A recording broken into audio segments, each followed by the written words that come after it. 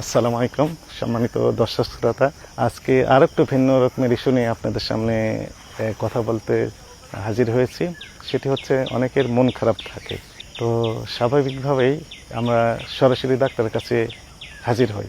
তো ডাক্তারের কাছে যাওয়া তো যাবেন ঠিক আছে, কিন্তু তার পূর্বে কিছু টিপস হয়তো ফলো করলে রিকভার হয়ে যেতে পারে মন ভালো হওয়ার জন্য।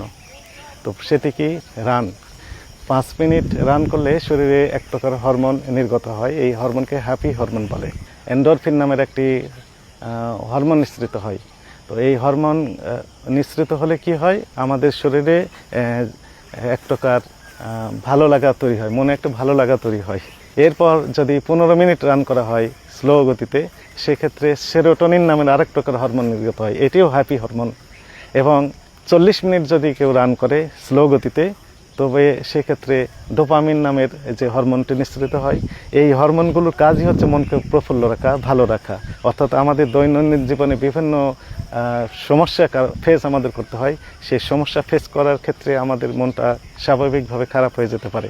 তো এই মন ভালো করার জন্য এই সংক্ষিপ্ত যে টিপস, সেটি হচ্ছে রান আমাদেরকে মন ভালো করতে পারে। প্রত্যেকে ভালো থাকবেন। অন্য ইস্যুতে আবার কথা হবে। আল্লাহ হাফেজ।